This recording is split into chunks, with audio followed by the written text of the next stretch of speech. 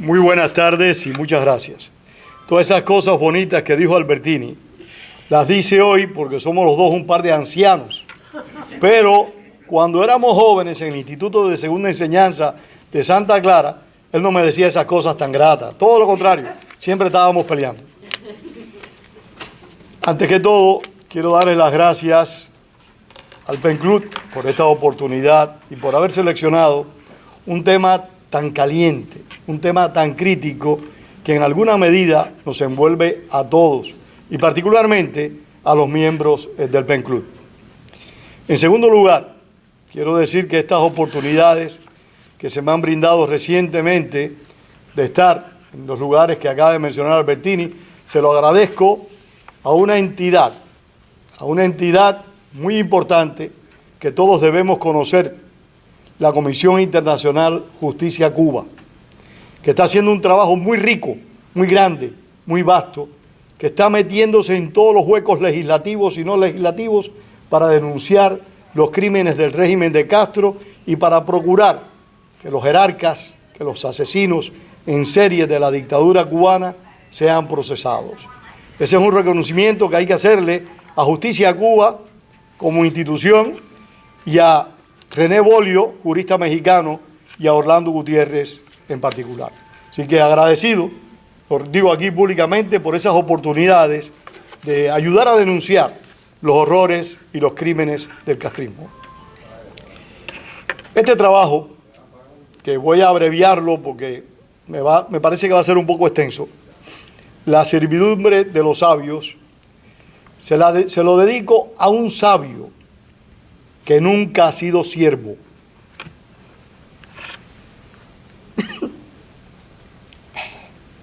Al poeta Ángel Cuadra.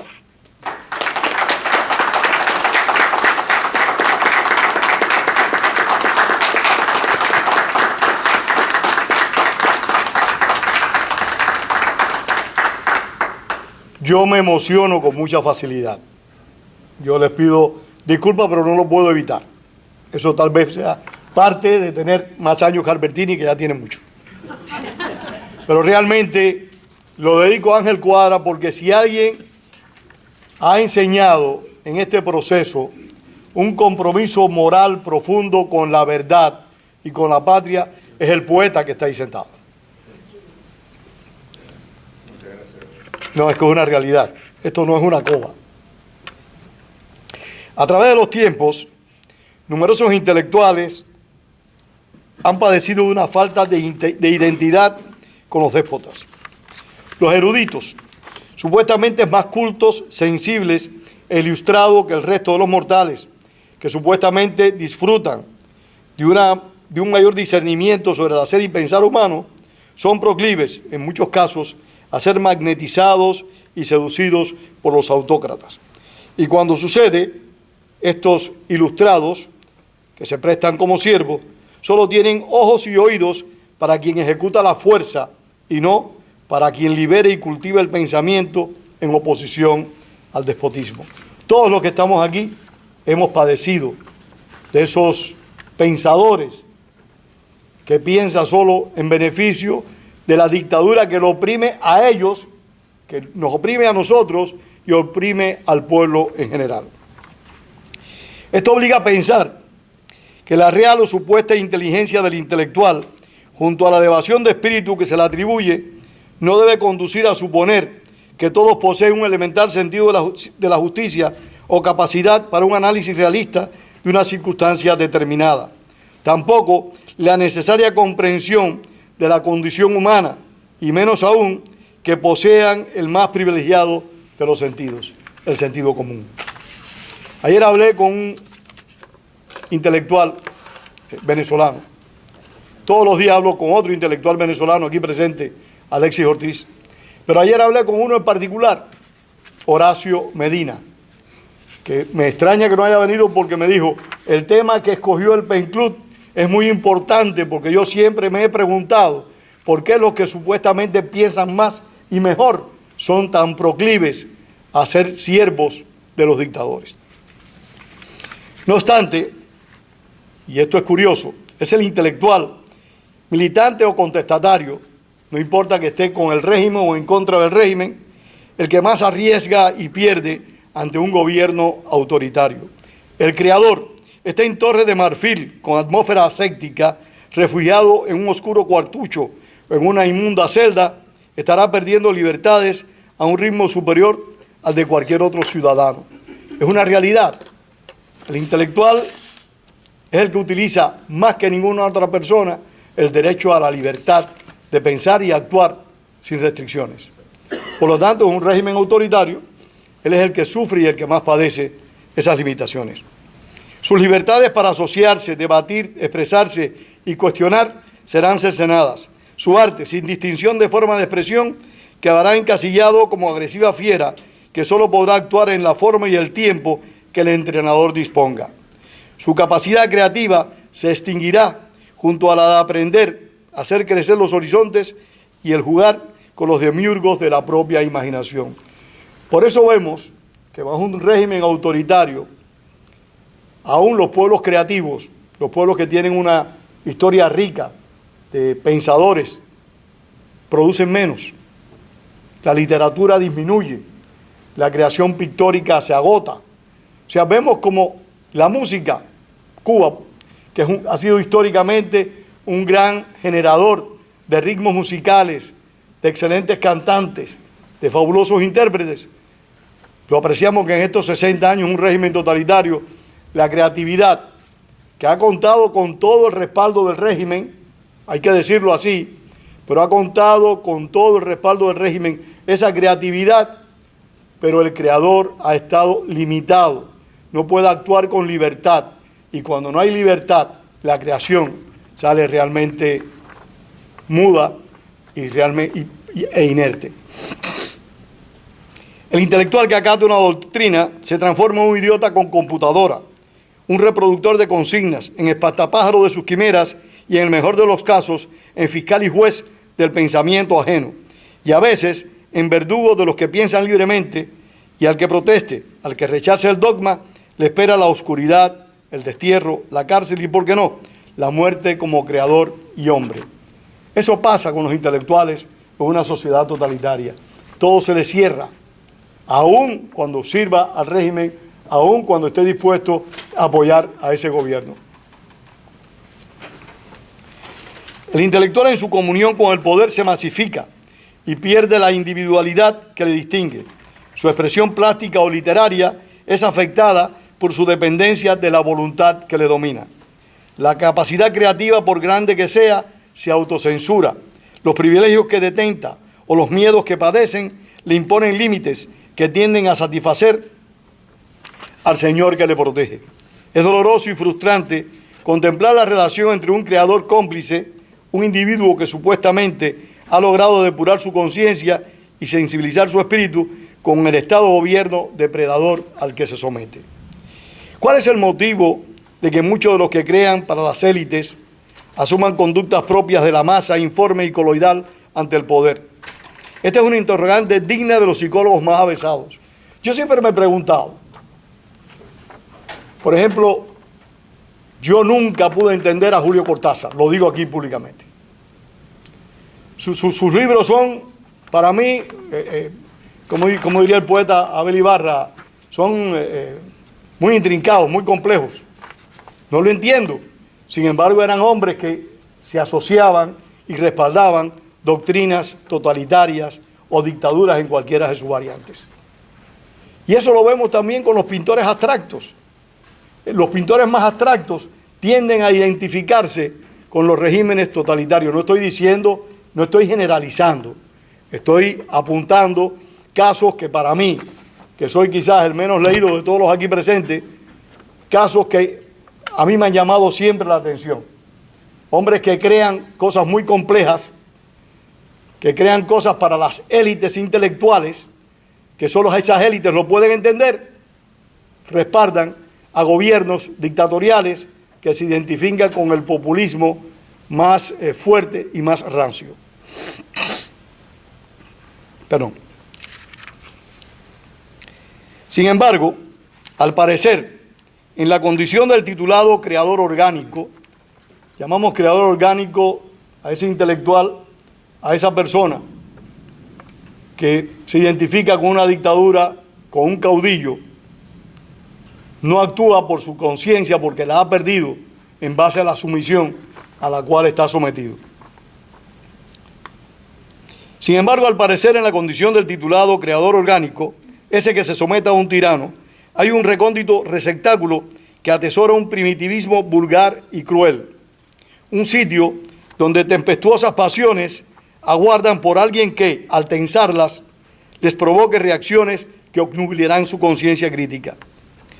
Probablemente, desde los orígenes de la civilización, cuando los brujos sometían con conjuros para la conveniencia del cacique, hasta el fin de la especie, existan intelectuales subyugados por la fuerza, atraídos por una imagen mesiánica que les impide el conflicto de la duda.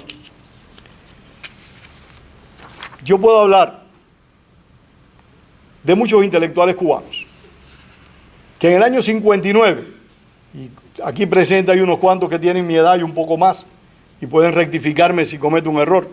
En el mismo año 59, se prestaron para que todo lo que Fidel Castro dijera y determinara, lo acataron. Fueron periodistas cubanos, no voy a decir nombre, periodistas cubanos los que más agasajaron a Fidel Castro. Fue el director de la Bohemia de la revista Bohemia, la más importante del país y posiblemente la más importante de América Latina, la que convirtió en esa revista en una página doctrinal, en un libelo doctrinal que respondía y defendía todo lo que hiciera la dictadura. Fueron muchos los periodistas que inventaron consignas a favor de la dictadura. Fueron muchos los pensadores que hicieron eso, como fue también la clase dirigente cubana, esa burguesía despreciada por el castrismo, la que sirvió en el primer gobierno revolucionario cubano y admitió que en vez de restablecerse la Constitución de 1940, admitió que Castro, al igual que había hecho Batista en el 52, pusiera estatutos.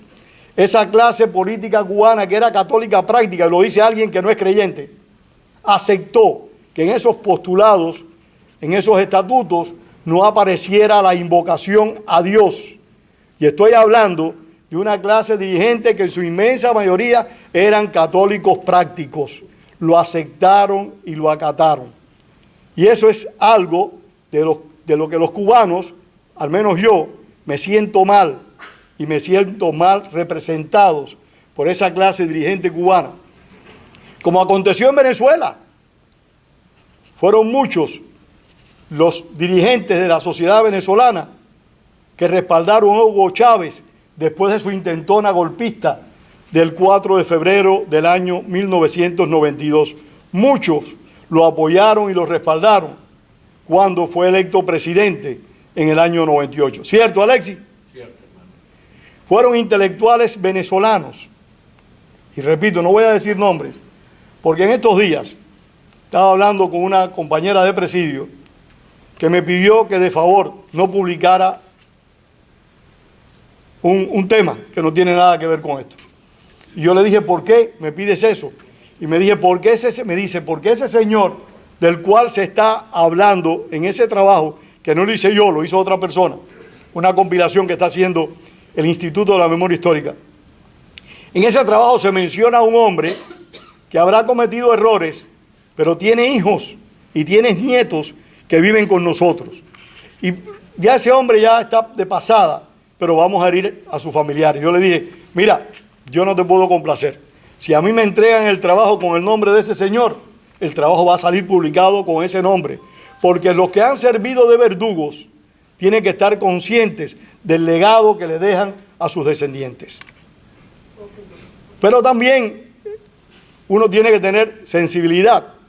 Y esta señora me dice eso, y estoy hablando de una expresa política cubana. Yo no voy a decir nombres aquí, pero 900 intelectuales venezolanos en el año 1989, y cuando Alexis Ortiz sacó a relucir esto, unos compatriotas de él lo criticaron muy crudamente.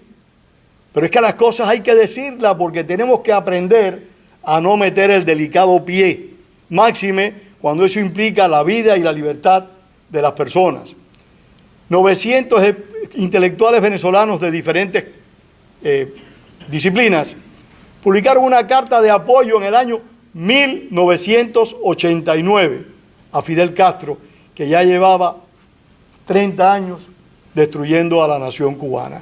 En el año 1986 u 87, la doctora Silvia Meso, que en paz descanse, una activista cubana notabilísima, presidente del Comité Cubano Pro Derechos Humanos, Orlando Gutiérrez la conoció, y Ángel Cuadra también, varios de los que estamos aquí, fue al Ateneo de Caracas para lograr que nos prestaran el Ateneo, para que ese Ateneo presentara un documental que se titula Nadie escuchaba. Esa señora le dijo a Silvia Meso, no, aquí no se usan las instalaciones de este local para atacar a Fidel Castro o a la Revolución Cubana. Estamos. La periodista venezolana Isa Doble, que en paz descanse, si acaso lo merece, cuando dirigió, sí, fue muy mala persona, con los cubanos en particular. Yo también la conocí, lamentablemente.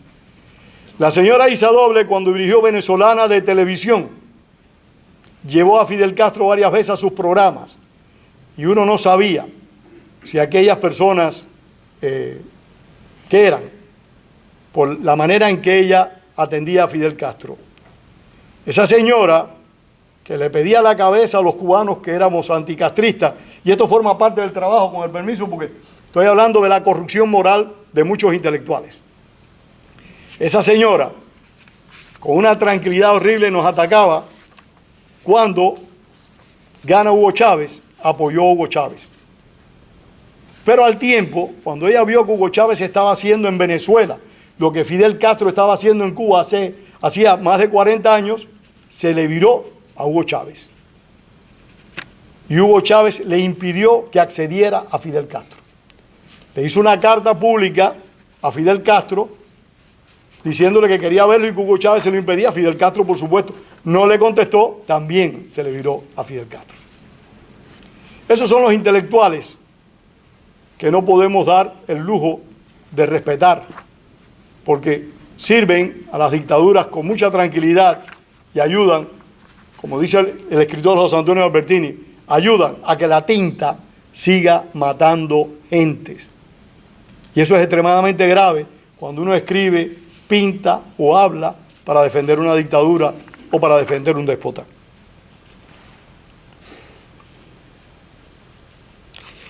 En el caso de Cuba, el intelectual que siguió prestando servicios a la dictadura, después que el tirano mayor dijera cuáles eran los derechos de los escritores y de los artistas, no merece respeto por grande que sea su talento.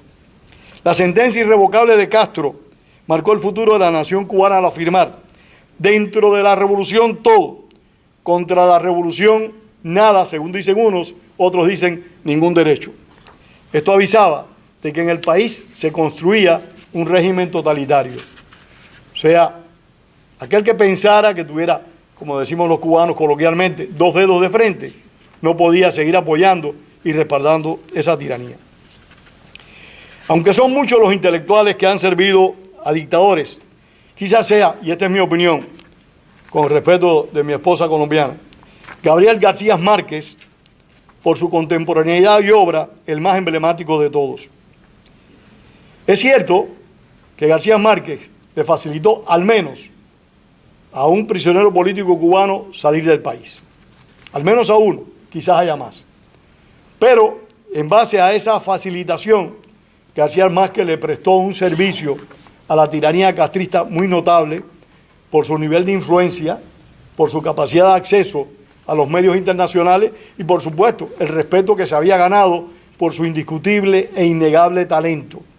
Yo estoy convencido que si Gabriel García Márquez hubiera nacido en Cuba, no pudiera haber escrito 100 años de soledad. Porque eso es una obra libérrima, de una libertad absoluta. Y bajo el castrismo, eso no se puede escribir.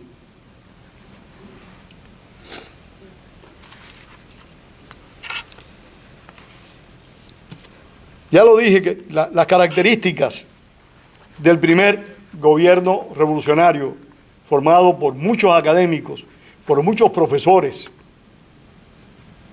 fueron pocos los talentos, como el doctor José Ignacio Rasco, fueron pocos que desde el principio se opuso a la dictadura de Castro, porque conocía a Castro y lo rebatió y lo combatió. Fueron muchos los que apoyaron a Castro, pocos los que tuvieron el coraje de enfrentar y denunciar sus acciones, como fue algo que yo siempre uso como referente, el doble juicio a los pilotos aviadores militares, que porque a Castro le dio la gana, después que estas personas fueron condenadas, él dijo que eran condenas muy benignas y ordenó celebrar un nuevo juicio. Un abogado, no tiene sentido seguir respaldando un régimen que es capaz de cometer este tipo de villanía. Pero para tranquilidad nuestra, aunque el dolor de muchos no apaga el dolor de una persona, han sido muchos los intelectuales a nivel mundial los que han adorado a los dictadores. Por ejemplo, Rafael Alberti, ¿y de quién estoy hablando?, escribió cuando murió el dictador soviético Joseph Stalin: padre y maestro y camarada, quiero llorar, quiero cantar, que el agua clara me ilumine, que tu alma clara me ilumine, en esta noche en que te vas. Pablo Neruda. Estamos hablando de artillería pesada de la literatura. No se quedó corto y manifestó: Stalin es el mediodía, la madurez del hombre y de los pueblos. Stalin alza, limpia, construye, fortifica, preserva, mira, protege y alimenta. Y el cubano Nicolás Guillén, otra figura importante de la literatura, no solo cubana, sino latinoamericana, expresó en la canción a Stalin: Stalin, capitán, a quien Changó proteja y a quien resguarde Ochún. A tu lado cantando, los hombres libres van. ¿Qué hombres libres? Y esto lo dijo Nicolás Guillén. Yo no puedo respetar a Nicolás Guillén, aunque reconozca su talento creativo. No lo puedo respetar. Esas herejías uno las tiene que cometer si se va a ser consecuente. Y otro más grande todavía, el poeta Antonio Machado, para pesar de Abelito. Stalin es la mano abierta y generosa. Había matado a millones de personas. El corazón hospitalario para todos los hombres libres. Estamos hablando de Antonio Machado, un ídolo de la libertad de España, y ahí lo tiene. Pero Adolfo Hitler, para que no digan que nosotros nada más que le tiramos a los dictadores de la izquierda, también a los de la derecha, también contó con admiradores en el mundo intelectual. Se afirma que el filósofo Martin Heidegger, considerado uno de los pensadores más importantes del siglo XX, simpatizaba con el dictador nazi. Günter Grass admitió haber pertenecido a las SS, fuerzas nazis de élite, y Leni Riefenstahl fue calificada de haber sido la cineasta oficial del nazismo. Por su parte, este dictador, que no sé ni cómo llamarlo, era una mezcla de dictador y de payaso, Hugo Chávez Frías. También los tuvo. El cineasta norteamericano, el realizador norteamericano Oliver Stone, sentía por Chávez, o siente por Chávez, una profunda devoción, igual que la que sentía por Fidel Castro. Son situaciones que yo sigo y voy a insistir durante toda esta charla. Albertini me dice cuando esté pasado de tiempo. Durante toda esta charla voy a insistir. Son situaciones, individuos que uno no comprende. Y entiendo menos que García Márquez, que era un alabardero de Fidel Castro, no se mostró nunca como alabardero de Hugo Chávez. Yo espero que eso me lo pueda explicar Abel Ibarra o Alexis Ortiz, por qué Gabriel García Márquez nunca se aproximó, al menos que yo sepa, a Hugo Chávez. El ensayista cubano Jacobo Machover, en su libro El sueño de la barbarie, denuncia cómo autores de la talla de Jean-Paul Sartre le hicieron el juego al castrismo por un periodo de tiempo y que personalidades como el desaparecido José Saramago, otro premio de literatura, e Ignacio Ramonet, entre otros, defendieron la tiranía de más de 6 décadas de los hermanos Castro. Estos hombres, y estas mujeres también, han preferido ignorar los padecimientos de los pueblos de los dictadores que ellos han defendido. Les pongo el ejemplo. Todos estos intelectuales han conocido de los errores de todas estas personas. Ellos han estado participando, directa o indirectamente, en todos estos abusos. En un régimen de fuerza con fundamentación ideológica, el intelectual corporativo se autosomete a un maniqueísmo aberrante. Está en la obligación de crear para los objetivos que establezca el Estado y el partido, porque ambas expresiones llegan a convertirse en una unidad indivisible. La capacidad creativa, por grande que sea, se autocensura. Los privilegios que detenta o los miedos que padecen, porque estas personas también sienten miedo. No quiere decir que ellos no tengan miedo, que no se sientan inseguros, que no estén temerosos. Les imponen límites que tienden a satisfacer el Señor que les protege. Es doloroso y frustrante contemplar la relación entre un creador cómplice, un individuo que supuestamente ha logrado depurar su conciencia y sensibilizar su espíritu, con el Estado o gobierno del depredador al que se somete.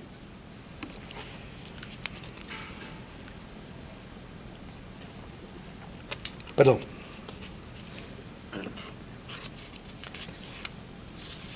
El intelectual, sin relación con su talento, no está exento de ser fácil presa de promesas e inclinarse a los sueños y utopías más quiméricas.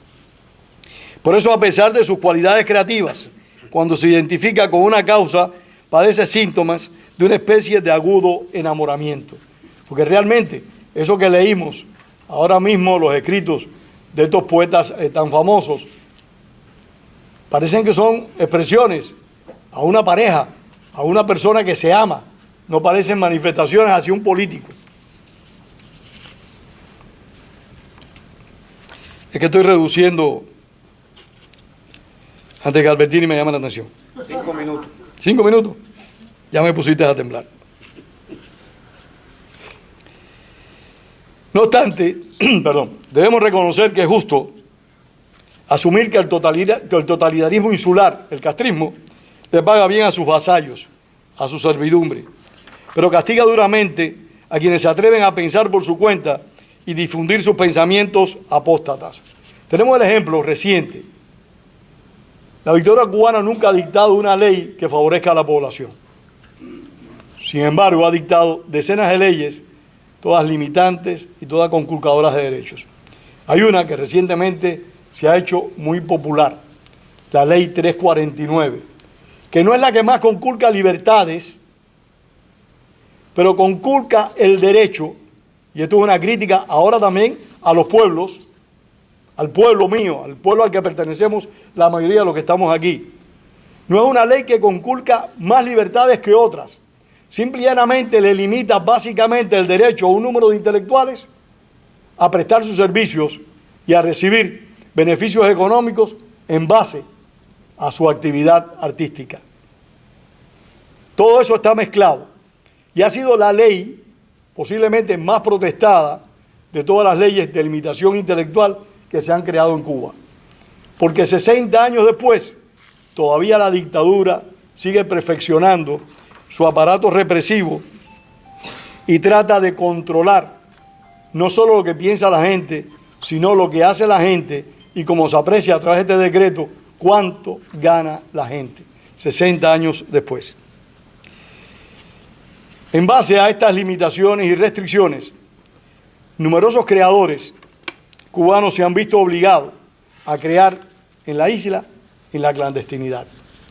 El ya mencionado poeta Ángel Cuadra, Ernesto Díaz Rodríguez y otros muchos más, el propio José Antonio Albertini, tuvieron que escribir en Cuba, nunca pudieron publicar en Cuba. Restricción, limitación y censura, porque aquí no era autocensura, porque estas personas escribían lo que le dictaban sus conciencias. Era censura porque la autoridad que controlaba todos los medios de información impedía la publicación de esos trabajos. El castrismo siempre recurrió a una cosa que se creó, y muchos tal vez no nos acordemos, en los años 60, el Consejo Nacional de Cultura. Ese Consejo Nacional de Cultura lo decidía todo. Yo recuerdo una compañera de bachillerato que años más tarde trabajó en una casa editorial que nos decía que ella tenía que leer los libros, no para hablar de la calidad de los libros, y no solo de los cubanos, sino también de los libros extranjeros, para evaluar si había algún tipo de desviación ideológica en el contenido. Y eso era válido para las películas, porque en Cuba existe, ha existido, y mientras haya dictadura, existirá un control de la información y de la expresión muy férreo, muy cerrado.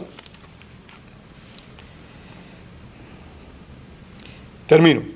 La represión artística e intelectual es una práctica fundamental del castrismo. La naturaleza de la dictadura se opone radicalmente al usufructo de los derechos ciudadanos, en particular a los relacionados con la independencia económica del individuo y con las prerrogativas de actuar y pensar en libertad. Estos 60 años han sido demostrativos de lo que son capaces los regímenes totalitarios.